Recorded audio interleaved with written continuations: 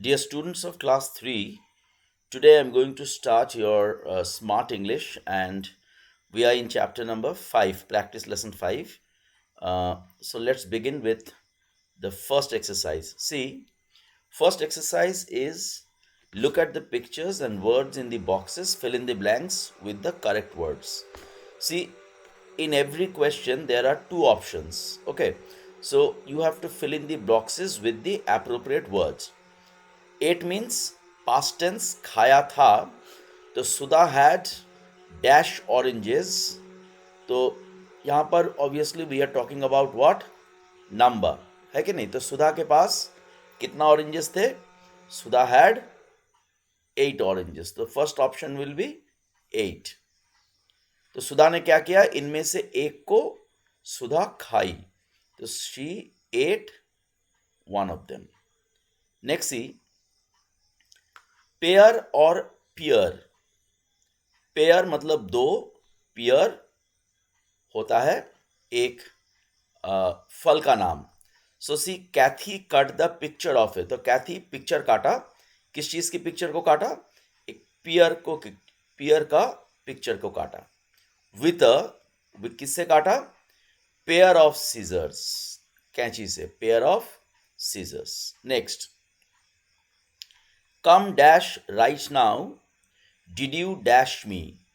तो देखो यहाँ पर दोनों वर्ड, ये पहला एक्सरसाइज से लेकर पहला वाला में भी देखो 8 ATE 8 EIGHT 8. तो दोनों वर्ड अलग अलग है, मीनिंग भी अलग अलग है, लेकिन उनका उच्चारण जो है वो सेम है. सिमिलरली पियर और पेयर. और यहाँ पर देखो हियर और हियर. पहला वाला जो हियर है उसका मतलब क्या है, यहाँ. और HEAR हियर मतलब सुनना. तो देखो क्या होगा, कम हेयर, यहां पर आ जाओ. Come here right now. Did you hear me मतलब क्या तुमने मेरी बात सुना. Did you hear me. Okay. Next, right right. पहला वाला राइट का मतलब क्या है, सही. और दूसरा वाला राइट का मतलब क्या है, लिखो. तो देखो क्या हो जाएगा, dash your name on the top.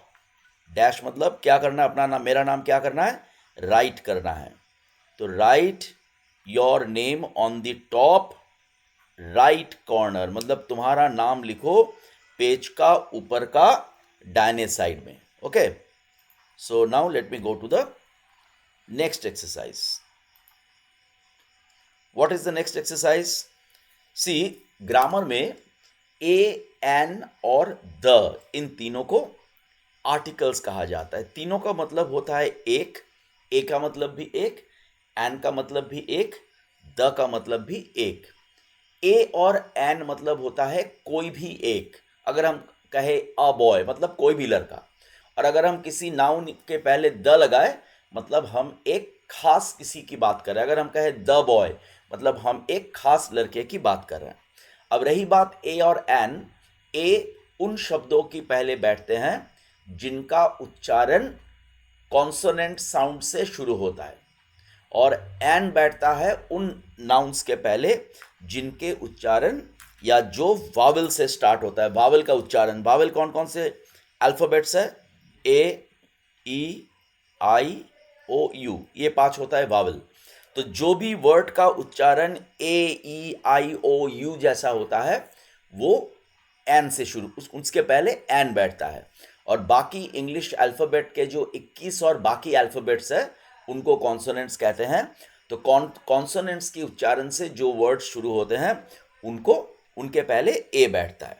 तो अब देखो हमें क्या करना पड़ेगा. हर ब्लैंक के पीछे 2 ऑप्शन दिया हुआ है आर्टिकल्स की.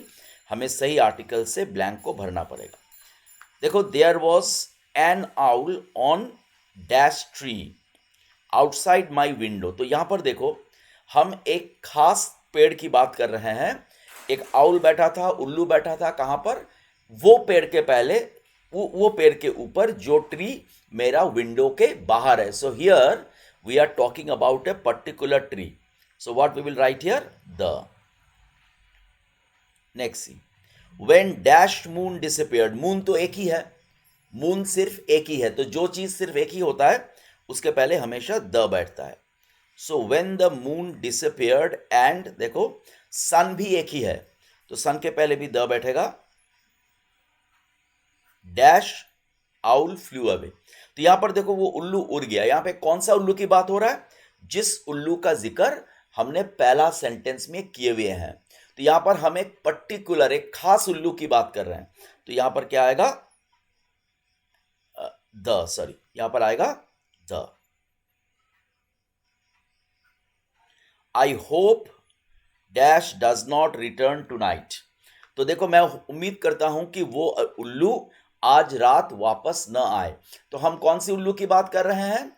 खास वो उल्लू की जिसकी जिक्र इसके पहले वाले दो सेंटेंस में हो चुके हैं। तो जब हम कोई पर्टिकुलर चीज की बात करते हैं तो what we write the. Okay, next. Last summer we went to Rajasthan for a holiday. We stayed in a hotel. हम उदयपुर की एक होटल में रुके थे। We saw the lake palace and a few temples. Now lake palace ये एक particular building की नाम है, एक खास बिल्डिंग की नाम है। तो इसके पहले क्या करेंगे? The. We saw the lake palace and a few temples. अब देखो the temples and buildings in Udaipur are very beautiful. अब यहां पर देखो हम उदयपुर की मंदिर और बिल्डिंग्स की बात कर रहे हैं, कोई भी मंदिर और बिल्डिंग्स की नहीं, खास वो मंदिर और बिल्डिंग्स जो उदयपुर में है। तो इसलिए इसके पहले द होगा। The temples and buildings in Udaipur are very beautiful. We also went to. हम एक गांव में भी गए। यहां पर देखो हम कोई पर्टिकुलर गांव की बात नहीं कर रहे हैं, तो हम पहले क्या करेंगे? अ लिखेंगे। Where we met an old man. जहां पर एक बूढ़ा आदमी से हम मिले। He told us some strange stories. वो हमें उस गांव के बारे में कुछ अद्भुत कहानियां बताया। तो अब देखो जब हम यहां पर विलेज यूज कर रहे हैं, मतलब हम खास उस विलेज की बात कर रहे हैं जिसका जिक्र पहली वाली सेंटेंस में हुआ था। तो ये विलेज के पहले क्या आएगा? The village. He said that there was an old palace in a forest where monkeys trapped people who cut down trees. Okay, next. अब हम लोग अगला एक्सरसाइज में आ जाते हैं। देखो अगला एक्सरसाइज में हम लोग स्टार्ट करेंगे फ्रॉम एक्सपेंशन ऑफ वर्ड। ये वाला एक्सरसाइज से हम लोग स्टार्ट करेंगे। यहाँ पे क्या करना है? देखो कभी कभी क्या होता है इंग्लिश में, दो वर्ड्स हमेशा पेयर में आता है। ये दो जब भी हम यूज करते हैं, ये दो वर्ड पेयर में आता है। तो कौन कौन से वर्ड किस किस का साथ पेयर में आता है, वो पेयर हमें कंप्लीट करना पड़ेगा। जैसे देखो नीडल। नीडल मतलब सुई। तो सुई के साथ पेयर में क्या आएगा? Needle and thread. सुई और धागा, नीडल एंड थ्रेड। अब देखो बो। बो मतलब क्या होता है? धनुष। तो बो के साथ पेयर में क्या आएगा? एरो, तीर। धनुष और तीर, एरो। पेन के साथ क्या आएगा? पेन के साथ पेयर में आएगा पेन एंड पेपर। कप के साथ पेयर में क्या आएगा? Saucer, cup and saucer. Saucer मतलब वो प्लेट हम जिसके ऊपर कप रखते हैं, चाय का कप जो प्लेट के ऊपर रखा जाता है उसको सॉसर कहा जाता है। ब्रेड के साथ पेयर में क्या आएगा? Butter, bread and butter. Horse के साथ पेयर में क्या आएगा? हॉर्स एंड कार्ट, घोड़ा और घोड़ा की गाड़ी, हॉर्स एंड कार्ट। थंडर के साथ थंडर मतलब जो बिजली की आवाज होती है, दैट इज थंडर। तो थंडर के साथ क्या आएगा? लाइटनिंग मतलब बिजली, लाइटनिंग। लैंड के साथ क्या आएगा? लैंड मतलब जमीन। लैंड के साथ पेयर में क्या आएगा? लैंड एंड सी, जमीन और समुंदर। स्पून के साथ पेयर में क्या आएगा? देखो स्पून एंड फॉर्क। स्पून के साथ आएगा स्पून एंड फॉर्क। और शूज, जूते के साथ पेयर में क्या आएगा? शूज एंड सॉक्स, मोजा। Okay, next. नाउ सी, अब हमको क्या करना है? देखो हर एक वर्ड के पीछे दो दो दूसरे वर्ड दिए हुए हैं। तो हमें क्या करना है? वो जो वर्ड कॉलम ए में दिया है उसका जो मीनिंग है कॉलम बी में, उस वर्ड की बगल में टिक लगाना है। सबसे पहले देखो बिग। बिग का क्या होगा? बिग मतलब बड़ा। लार्ज मतलब भी होता है बड़ा, थिक मतलब मोटा। तो नेचुरली बिग का मीनिंग क्या होगा? लार्ज। प्रिटी मतलब खूबसूरत। ओल्ड मतलब बुरा, ब्यूटीफुल मतलब खूबसूरत, तो प्रिटी का मीनिंग होगा ब्यूटीफुल। स्मॉल मतलब छोटा, तो छोटा का थिन मतलब पतला, तो छोटा का मीनिंग क्या होगा? स्मॉल का tiny.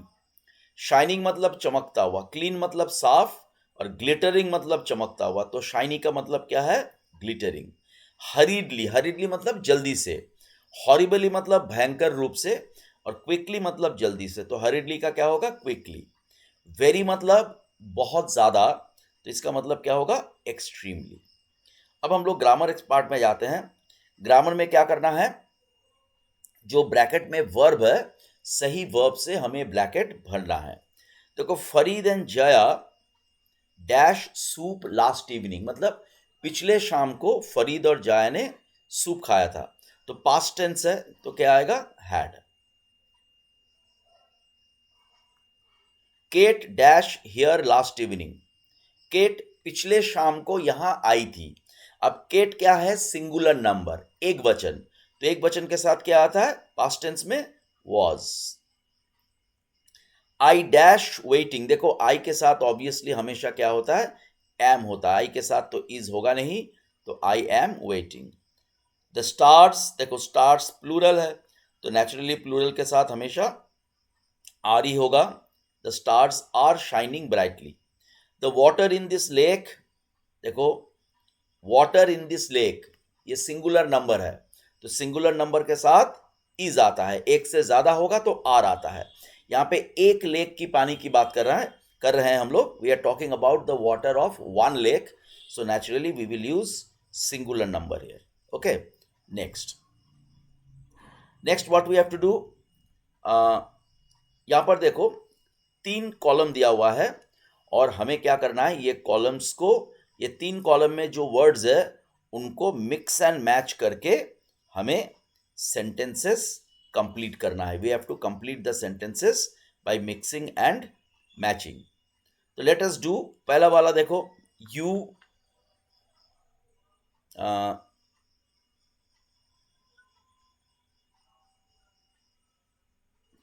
Okay, first sentence we can write you had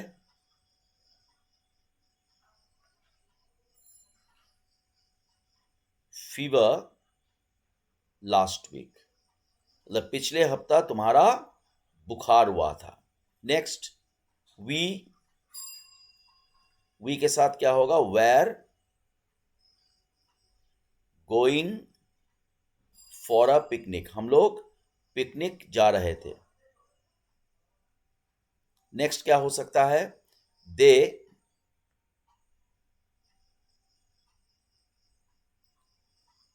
they have a big house with a garden, उन लोगों के पास गार्डन वाला बड़ा सा घर है। नेक्स्ट देखो, आई से हम क्या कर सकते हैं? I was I was studying at his table, मतलब उसकी टेबल में बैठकर मैं पढ़ रहा था।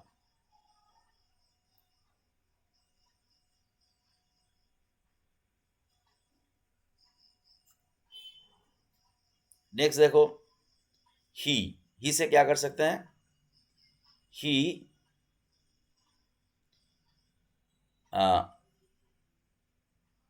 Has he has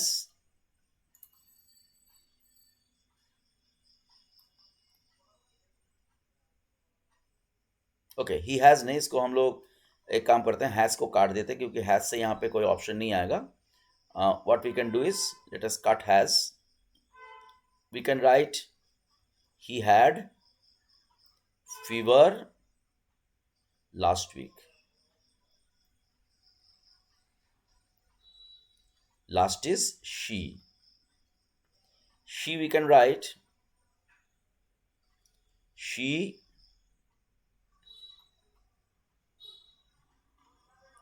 was going for a picnic in the last sentence we can write I से अगर हम करें, आई हैव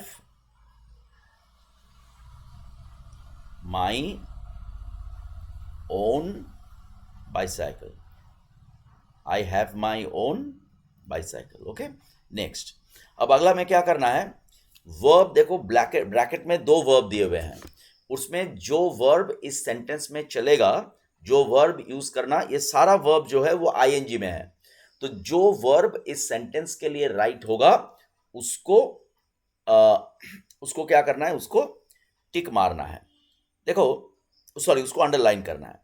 अब एक चीज याद रखना, देखो ये सारे जो आईएनजी वर्ड्स है वो सारे के पहले is, was, am, are, were, ये पांचों में कुछ ना कुछ दिया हुआ है। देखो जब भी वर्ब ऐसा होता है, मतलब पहले एक इज, वॉज, एम, आर होता है, उसके बाद कोई आईएनजी वर्ड होता है, तो याद रखना कि जो सामने वाला is, was, am, are, were, उनको बोलते हैं हेल्पिंग वर्ब, और जो आईएनजी वाला वर्ब है उसको बोलते हैं मेन वर्ब। यहाँ पे जितने भी वर्ब देते हैं, जैसे देखो एम प्लानिंग, तो एम हो गया हेल्पिंग वर्ब, प्लानिंग हो गया main verb, is planning, is हो गया हेल्पिंग वर्ब, प्लानिंग हो गया मेन वर्ब। तो देखो इनमें से कौन कौन सा ऑप्शन चलेगा। देखो आई के साथ ऑब्वियसली हमेशा एम ही आता है, तो पहला सेंटेंस में सही ऑप्शन क्या होगा, I am planning, this is the right option in the first sentence. Next देखो द माइस, माइस मतलब चूहे का प्लूरल, माउस होता है सिंगुलर, माइस होता है प्लूरल, तो प्लूरल के साथ हमेशा वेर ही आता है, तो वेर एंजॉइंग। नेक्स्ट फादर, देखो फादर एक जन है तो फादर सिंगुलर नंबर है, आर हो गया प्लूरल, वॉज हो गया सिंगुलर, तो फादर के साथ क्या आएगा, was mending. They dash a game of Scrabble, देखो दे हो गया, दे मतलब उन लोग, एक से ज्यादा अर्थात बहुवचन प्लूरल, तो वॉज तो प्लूरल के साथ आएगा नहीं, तो यहां पर क्या करेंगे, they are playing. Next money is making, were making, देखो मनी भी एक आदमी का नाम है, तो एक आदमी मतलब सिंगुलर, सिंगुलर के साथ तो वेर आता नहीं है, वेर बहुवचन यानी कि प्लूरल के साथ आता है, तो यहां पे हम क्या करेंगे, इज मेकिंग, क्योंकि इज सिंगुलर के साथ यूज होता है, तो ये हो जाएगा राइट ऑप्शन। नेक्स्ट देखो, next we come to types of, देखो यहां पे सेंटेंस हमारे 5 तरीके के होते हैं, ठीक है। जो सेंटेंस स्टेटमेंट है जिसमें कुछ कहा जा रहा है, वो एस, उसके पीछे एस लगाना पड़ेगा। क्वेश्चन वाले सेंटेंस के पीछे क्यू लगाना पड़ेगा। जो सेंटेंस में ऑर्डर दिया जा रहा है, आदेश दिया जा रहा है, उसमें ओ लगाना पड़ेगा। जिस सेंटेंस में कुछ अनुरोध किया जा रहा है उसमें आर लगाना पड़ेगा, और जिस सेंटेंस में एक्सक्लामेशन हो रहा है उसमें ई लगाना पड़ेगा। इसमें देखो एक्सक्लामेशन हो रहा है कोई सेंटेंस में, हम कैसे समझेंगे, कोई भी एक्सक्लामेशन वाला सेंटेंस के पीछे एक मार्क ऑफ एक्सक्लामेशन आता है, और कोई भी क्वेश्चन सेंटेंस के पीछे क्वेश्चन मार्क आता है। तो देखो प्लीज क्लोज द डोर, कृपया दरवाजों को बंद कीजिए, तो ऑब्वियसली यहां पे हम अनुरोध यानी कि रिक्वेस्ट कर रहे हैं, तो यहां पर हम क्या लिखेंगे, we will write are here. My mother likes to knit, मेरा माँ वुल बुनना पसंद करती है, तो ये एक फैक्ट है, यहाँ पे हम क्वेश्चन नहीं कर रहे हैं, यहाँ पर हम एक्सक्लेम नहीं कर रहे हैं, यहाँ पे अनुरोध नहीं कर रहे हैं, यहाँ पे आदेश नहीं दे रहे हैं, यहाँ पे बस हम एक सत्य बता रहे हैं। So this is a statement, so we will write S here.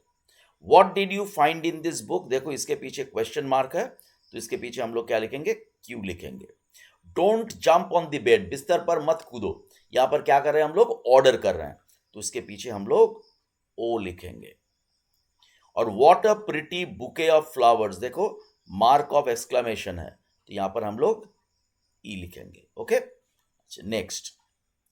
अब देखो नाउन का जेंडर होता है, जेंडर मतलब स्त्रीलिंग और पुल्लिंग, और कुछ शब्द ऐसे होते हैं जिनका कोई लिंग नहीं होता, जैसे बॉक्स, बक्सा, अलमारी, गाड़ी, साइकिल, ये शब्दों का कोई लिंग नहीं होता अंग्रेजी में।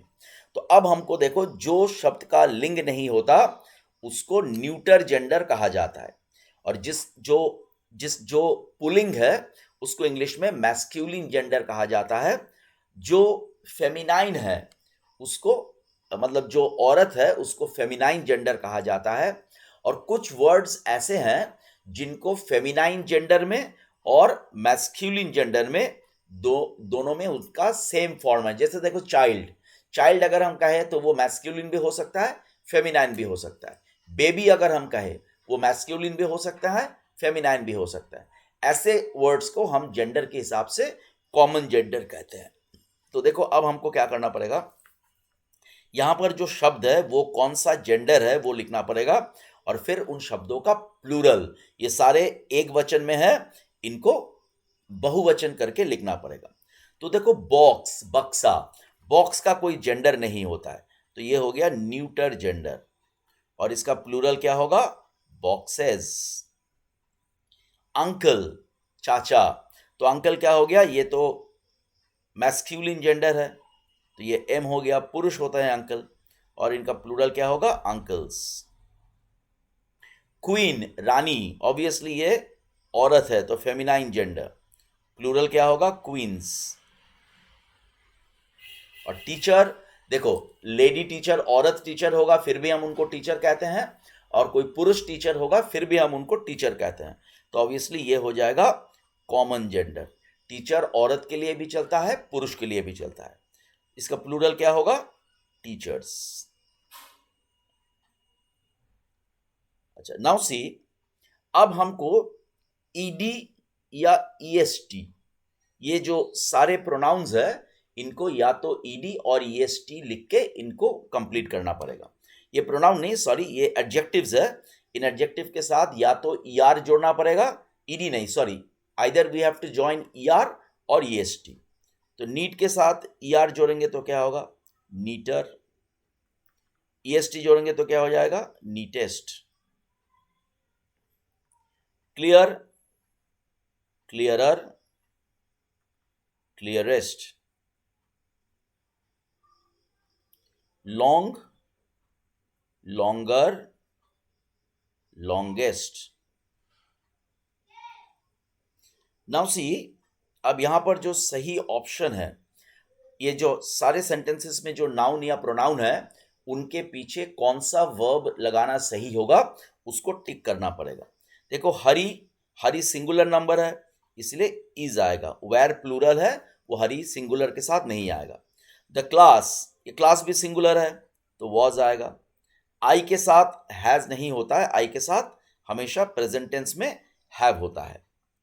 अच्छा अब देखो क्या करना है, अच्छा अब इसके बाद वाला जो एक्सरसाइज है, ये एक्सरसाइज हमको नहीं करना है, ये तुम्हारी टेक्स्ट बुक से लिया गया है, तो ये एक्सरसाइज स्मार्ट इंग्लिश में नहीं करना है, तो हम इसको काट देते हैं। ओके, तो ये तुम्हारा जितना तक अभी कराया गया है, practice 5 and practice 6, this is your syllabus for unit 2।